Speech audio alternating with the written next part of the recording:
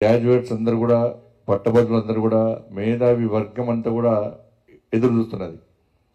27 ఎప్పుడు వస్తుందరా, భారతీయ జనతా పార్టీ అభ్యర్థులను ఎప్పుడు గెలిపించాలి, ఈ మూర్ఖత్వపు కాంగ్రెస్ పార్టీకి ఏ విధంగా గుణపాఠం చెప్పాలని చెప్పి వాళ్ళ ఓటు అనే ఆయుధాన్ని మొత్తం సిద్ధం చేసుకొని పట్టభద్రులు అందరూ ఉన్నారు. ఎందుకంటే ఏ సర్వే చూసినా కూడా ఇక్కడ 2 ఎమ్మెల్సీలు, అక్కడ ఎమ్మెల్సీ కూడా, టీచర్స్ ఎమ్మెల్సీ కూడా, నల్గొండ, ఖమ్మం, వరంగల్ ఎమ్మెల్సీ కూడా ఇలా భారతీయ జనతా పార్టీ 3 ఎమ్మెల్సీ కూడా భారతీయ జనతా పార్టీ 80% గెలవబోతున్నాయి.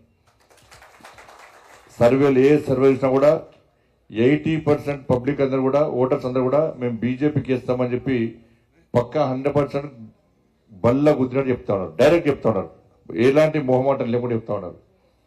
దీనికి కారణం ఏంటంటే నరేంద్ర మోడీ గారి ప్రభుత్వం మీద విశ్వాసం, నరేంద్ర మోడీ గారి నాయకత్వం మీద ఒక భరోసా.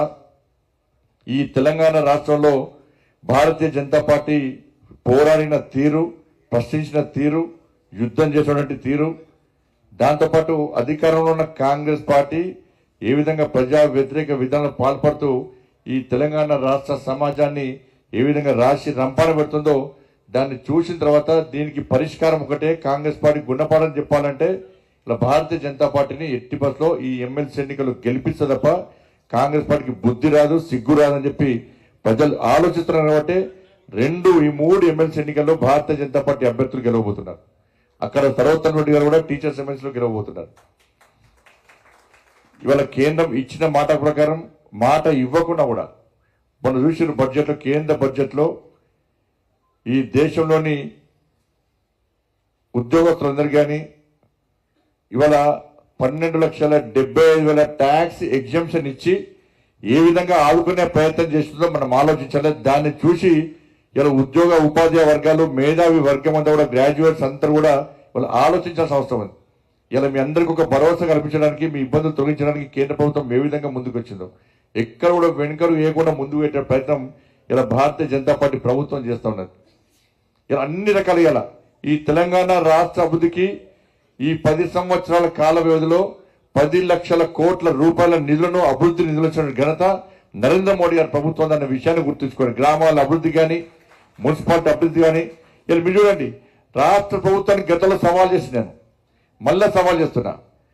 అభివృద్ధి మీద కేంద్రం ఏమిచ్చింది, గతంలో బీఆర్ఎస్ పార్టీ ప్రభుత్వం ఏమిచ్చింది, ఇప్పుడు కాంగ్రెస్ పార్టీ ప్రభుత్వం ఈ సంవత్సరం 14 ఏళ్ల కాలంలో ఏమిచ్చింది, కేంద్ర ప్రభుత్వం ఏమిచ్చింది, ఎవరి వల్ల అభివృద్ధి జరుగుతుందని చెప్పి చర్చించడానికి ఇలా భారతీయ జనతా పార్టీ సిద్ధంగా ఉంది. ఇలా కాంగ్రెస్ పార్టీలు సిద్ధమా, ఈ సవాల్కు స్వీకరించరా, ఇదే రెఫరెండం గా మీరు సవాల్ స్వీకరించి ఎన్నికల్లో పోటీ చేస్తారా అని చెప్పి మేము సవాల్ ఇస్తే అన్ని మూసుకొని పారిపోయారు కాంగ్రెస్ పార్టీ వాళ్ళు. పాపం కాంగ్రెస్ పార్టీ అభ్యర్థికి నా గరకా నా ఘాటుకైందనే పరిస్థితి. తప్పిపోయి పోటీ చేసిన కాంగ్రెస్ పార్టీ కండు కప్పుకున్నాను భయపడుతున్నాయని, బాధపడుతున్నాయని. ఎందుకంటే పాపమే అనుకున్నాడు, స్కూల్ నడిపినట్టే ఎలక్షన్లో పోటీ చేసి అనుకున్నాడు. ఆయనకి ఇప్పుడు ఏజెంట్లు లేరు, ప్రచారం చేద్దాం నాయకులు లేరు. ఒక ఎమ్మెల్యే ఇండిపెండెంట్ పడుకున్నాడు, ఇంకో ఎమ్మెల్యే ఇండిపెండెంట్ పడుకున్నాడు, ఇంకో ఎమ్మెల్యే అలిగి కూర్చున్నాడు. ఏడ కాంగ్రెస్ పార్టీ కార్యకర్తలు ఎక్కడ కూడా కాంగ్రెస్ పార్టీ అభ్యర్థిని గెలిపించాలని చెప్పి ఆలోచన లేదు. ఇలా లాస్ట్కు వాళ్ళ స్టాఫ్ పట్టుకొని తిరుగుతుంది పాపం ఆయన. వాళ్ళ స్టాఫ్ ఏమంటున్నారు, ఇంతకుముందు ఒక కాలేజ్ అయినా పోటీ చేసిండు, పోటీ చేసి ఎమ్మెల్యే అయ్యాడు, ఎమ్మెల్యే అయినాక కాలేజీల సిబ్బంది మొత్తం ఉద్యోగాలను కూడా వీకిండు, కాలేజ్ అవుట్ అయిపోయింది. ఇప్పుడు ఈ కాలేజీ యజమాని పోటీ చేస్తున్నట్టు ఈయన సిబ్బంది కూడా భయపడుతుంటారు, మా వాడిని గెలిపిస్తే మరి మా ఉద్యోగాలు ఉంటాయో పీక్తాయో, కాలేజ్ ఉంటుందో పీక్తుందో, మళ్ళీ ఈ కాలేజ్ ఎవరికైనా లీజుకి ఇస్తే మా ఉద్యోగాలు పోతే, ఇంతకుముందు కాలేజీలు ఉద్యోగాలు పోయినాయి, మా ఉద్యోగాలు పోతే కావచ్చు, మా వాడు గెలవకుండా మాట్లాడుతున్నారు. ఇక కాంగ్రెస్ పార్టీలో గెలవద్దని కోరుకుంటారు. ఈ కాంగ్రెస్ పార్టీ అభ్యర్థి ఎట్లా గెలుస్తారు? ఆయన కాంగ్రెస్ పార్టీ నాయకులు పరిచయం లేదు, కాంగ్రెస్ పార్టీ కార్యకర్తలు పరిచయం లేదు, కాంగ్రెస్ పార్టీ విధి విధానాలు పరిచయం లేదు.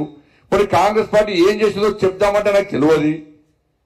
ఇటువంటి పరిస్థితుల్లో ఇలా మేధావి వర్గం అంతా కూడా ఆలోచించి ఇలా వేయాల్సింది మనకేస్తారన్న. కుట్లాడింది మనమేనా వీడ, కుట్లాడింది మనమే వీడ. ఇలా ఏ వర్గం కోసం కూడా కుట్టాడకపోయినా కూర్చోలే. 5 సంవత్సరాలు ఇలా రగనేర్పింది అలా మంచిర్యాలలో, కానీ మంచిర్యాల కొంతమంది దాదాగిరి చేస్తారు, కొంత చేరిపిట్ట, ఇంకా కొన్ని 4 నెలలు 3 నెలలు చేస్తారు. మీ ప్రభుత్వం 6 నెలల కంటే ఎక్కువ ఉండే పరిస్థితి లేదు. ఎందుకు లేదంటే నా ముఖ్యమంత్రి గారు ఐఏఎస్ల మీద వ్యాఖ్యలు చేసిన తర్వాత కాంగ్రెస్ పార్టీలో అంతర్యుద్ధం మొదలైంది. అరే ముఖ్యమంత్రి గారు తప్పు ఏమని ఐఏఎస్ ఆఫీసర్ చెప్తే ఇలా పరిస్థితి ఏంది తెలంగాణ రాష్ట్రంలో అంటే అవినీతికి రాష్ట్ర ప్రభుత్వమే ఇలా ప్రోత్సహిస్తుంది అవినీతిని. అందుకే ఎమ్మెల్యేలు మంత్రులు చాలా మంది భయపడుతున్నారు. మాకు ఒక్క పైసా వస్తలేదా, ఎవరు తక్కువ పైన 5 ఉన్నారు, పైన కాంగ్రెస్ పార్టీలో పైన టాప్ 5. ఇక వాళ్ళ దోపిడికి దోసుకోవడానికి హద్దు అదుపు లేకుండా పోతుంది వాళ్ళందరూ కూడా. వాళ్ళ బిల్స్ అన్ని పేమెంట్స్ అయిపోయినాయి అన్న, వాళ్ళ కాంట్రాక్ట్స్ బిల్స్ అన్ని వితౌట్ కమిషన్ పేమెంట్స్ అయిపోయినాయి. ఇక చిన్న చిన్న కాంట్రాక్టర్లకు 15% కమిషన్ ఇస్తే అవి కూడా పేమెంట్స్ అయిపోతున్నాయి సగం. కానీ ఇలా ఉద్యోగుల డిఏలు ఏమంటే మాత్రం పైసలు ఏమంటున్నారు. ఉద్యోగ ఉపాధ్యాయుల పిఆర్సీ గురించి మాట్లాడదామంటే పైసలు ఇవ్వమంటున్నారు. 2 లక్షల ఉద్యోగాలు భర్తీ చేస్తారు, ఉద్యోగాలు భర్తీ చేయమంటే పైసలు ఇవ్వమంటున్నారు. అరే రిటైర్మెంట్ అనేటువంటి ఆ పెన్షన్ వాళ్ళ పైసలు బెనిఫిట్స్ ఇవ్వమంటే కూడా పైసలు ఇవ్వమంటున్నారు. ఇలా వేల మంది రిటైర్మెంట్ అయ్యి ఇలా బెనిఫిట్స్ రాకుండా చెప్పులు జరిగే విధంగా తిరుగుతున్నారు. రిటైర్మెంట్ అనక 1 లక్షలో 2 లక్షలు 10 లక్షలు 20 లక్షలు 30 లక్షలు వస్తే పిల్లల పెళ్లి చేద్దాం, పిల్లలను చదివిద్దాం, వాళ్ళని ఏదో వ్యాపారం పెట్టిద్దామని చెప్పి ఈ పదవి విరమణ పొందిన తర్వాత బెనిఫిట్స్ వస్తాయని చెప్పి పదవి విరమణ పొందినటువంటి ఉద్యోగులు ఉపాధ్యాయులు ఆలోచిస్తే వాళ్ళ జీపీఎఫ్ 30 సంవత్సరాలు ఉద్యోగం చేసి వాళ్ళు కష్టపడి దాచుకున్న జీపీఎఫ్ పైసలు ఇస్తారంటే లాస్ట్ వాళ్ళ పైసలు కూడా వాళ్ళకి ఇలాంటి పరిస్థితి తెలంగాణ రాష్ట్రంలో ఉంది. కానీ కాంట్రాక్ట్ 15% కమిషన్స్ మాత్రం పిలుస్తారు. ఇది ఈ తెలంగాణ రాష్ట్రంలో పరిస్థితి.